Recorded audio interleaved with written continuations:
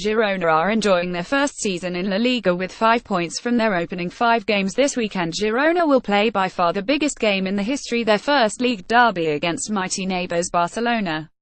Girona, a small but attractive medieval city located an hour's drive north of Barcelona, have reached incredible heights. But Saturday's match is much more than a Catalan affair and will also be followed very closely in an industrial corner of northwestern England by the team that has just invested in them, Manchester City. Last month, it was announced that Girona have become the latest members of the City Football Group, who are now co-owners of the Catalan club alongside the Girona Football Group, more of whom later. City's decision to invest in Spain has strong footballing foundations, rooted in the club's and manager Pep Guardiola's intense frustrations with the way young players are developed in England. By buying a stake in Girona, City believe they can overcome a serious structural problem in English football by providing a missing link for promising youngsters who are ready to move beyond youth football but not yet ready for the first team. And following his time at this weekend's visitors to Girona, having that kind of finishing school is something Guardiola knows all about. Why have Man City invested in Girona? It's well known that the likes of Guardiola, Messi, Xavi and Andres Iniesta all rose through Barcelona's youth system before progressing into the first-team squad and global fame. Something very important but less commonly understood, however, is that all those players did not actually gain their first regular taste of senior football in the glamorous confines of the Nou Camp, but in the mini-estadi, literally mini-stadium across the road, playing for the club's reserve team. Barcelona B. Messi, for example, played 22 games for Barca B, scoring 6 goals, before being permanently promoted by Frank Rijkaard. Xavi surpassed half a century of B-team appearances, while Guardiola himself also gained his first managerial experience with the B-team in the 2078 season. The City boss, then, knows from first-hand experience the importance of having a developmental bridge between youth football and senior football. In England, the Under-23 Development League is supposed to help with that process, but in Spain, that bridge is highly competitive because reserve teams are allowed to participate in fully fledged professional leagues. City boss Guardiola played 53 games for Barcelona's B team, scoring 5 goals this season. For instance, Barca B are in the Segunda division, the equivalent of the championship, against historically important and well-supported clubs such as Sporting Gijón, Real Oviedo and Real Zaragoza, allowing their youngsters to cut their teeth in a serious and high-quality competition against established senior pros. That kind of system just does not exist in England, where promising young players are forced to make the jump straight from youth games into senior football. Guardiola is not at all happy about that, publicly stating on several occasions his dissatisfaction with a lack of competitive reserve team football in England. In January he told a news conference the reserve league for young players is not good enough. In Spain, the second teams of Barcelona and Real Madrid play in front of 40,000 people. Here they play with no spectators. It's not strong enough, and that's why it's so difficult for the English players sometimes. I think it's a real problem for English football. Other members of City's hierarchy, including Chief Executive Ferran Soriano and Director of Football Txiki Begiristain, who were also previously at Barcelona, share their manager's convictions and, with no realistic hopes of being able to field a reserve team in the championship, they took a straightforward decision: if City can't have a B team in England, they'll just invest in one in Spain.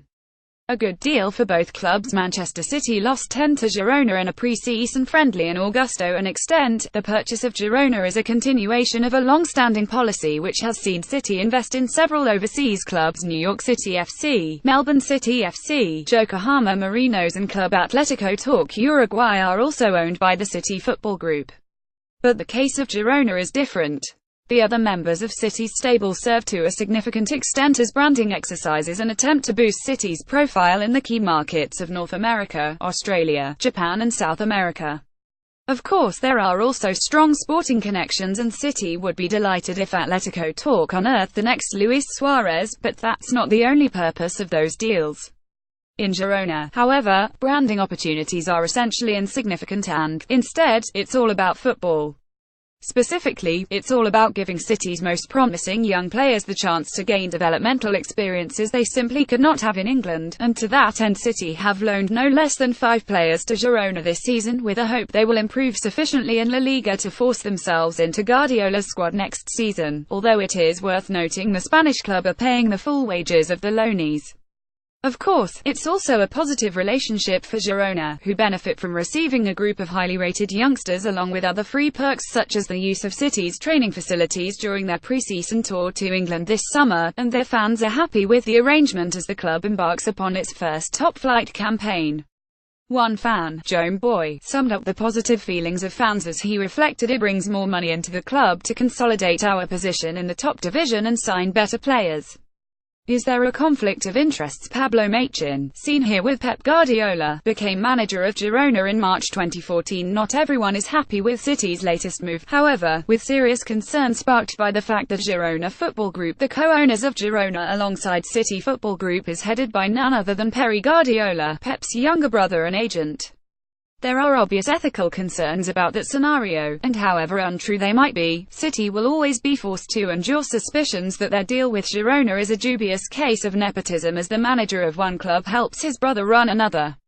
It's also easy to imagine how alarm bells would ring if, for example, Girona follow in the footsteps of another small-town team, Villarreal, and end up qualifying for the Champions League, where they could be drawn to play against their owners. And although they are happy enough for now, Girona fans might not be quite so comfortable if suspicions ever arise that City's loanees are being given preferential treatment, or if key decisions about tactics and the recruitment of players and coaches are being taken in Manchester rather than Girona. City are aware of these objections and relaxed about them, insisting the long-term vision is bigger than the personalities involved and emphasizing they will not be exerting any direct influence over footballing decisions at Girona, despite co-owning the club. According to City, the fact that Pep and Pep Guardiola are brothers comes a long way secondary to the fact that they and other key management personnel at both clubs share complementary ideas about how football clubs should be run and how football teams should play. City also believe their alliance with Girona is nothing out of the ordinary, with other English clubs already enjoying close relationships with teams in other countries such as Chelsea's partnership with Dutch side Vitesse Arnhem. Although the fact that City actually own Girona, with the assistance of their manager's brother, obviously takes their arrangement to a much higher level of commitment. A new derby for La Liga. Suarez, Messi and co. will be gracing the Estadio Montilivi on Saturday after scoring 9 goals in the season's opening 5 games. Lionel Messi and his Barcelona teammates will attempt to maintain their 100% record at the top of La Liga this weekend with a brand new local derby. Until now, the city of Girona and its provinces has been Barca territory, with most locals supporting the Blaugrana and heading down to the Nou Camp in their thousands every other week. The local team barely got a look in, with Girona struggling to attract more than 2,000 or 3,000 fans even during last season's promotion campaign. But now that is changing. More and more Girona natives are starting to support the city's team, and capacity at their quaint Montilivi stadium has been increased to 13,000 with the addition of temporary stands. And they have made a bright start to the season, taking a 20 lead over Atletico Madrid on the opening day before being pegged back for a 22 draw, and then beating Malaga to claim their first top-flight victory. Led by experienced manager Pablo Machin, who is in his 4th full season with the club, Girona employ a Guardiola-esque passing game, using wing-backs to stretch the width of the pitch while local boys-turned-good Alex Granel and Perry Pons control the centre. They are enjoyable to watch, and with the support of their quintet of City loanees they should have every chance of extending their stay in the top flight beyond one season.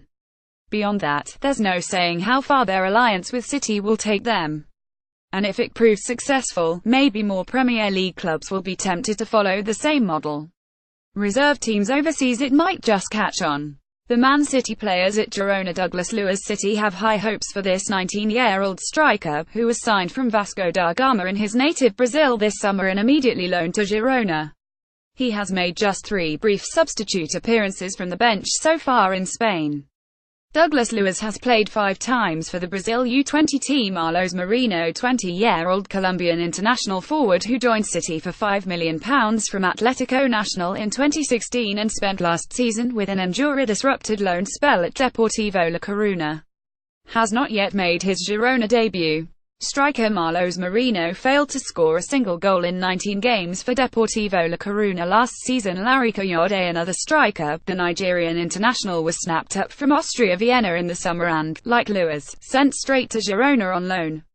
The 24-year-old has appeared in every Girona game so far this season, including one start, but his biggest contribution so far was a fairly spectacular dive to win a penalty in the last minute of last weekend's meeting with Sevilla. But skipper Alex Granell missed the spot kick and Sevilla won 10. Pablo Maffeo, Barcelona-born fullback who started out at Espanyol before moving to City 2 years ago. This is his third season on loan with Girona after making 14 appearances during last year's promotion campaign, and he started the first 4 games of the new La Liga season, delivering some bright displays from his raiding wing-back position. Aleix Garcia, a midfielder who has been capped at every youth international level, the 20-year-old started out with Villarreal before joining City in 2015. He made his City debut under Manuel Pellegrini and played a handful of games last season before heading to Girona, where he made his debut as a substitute in last weekend's meeting with Sevilla, nearly scoring with a long-range strike.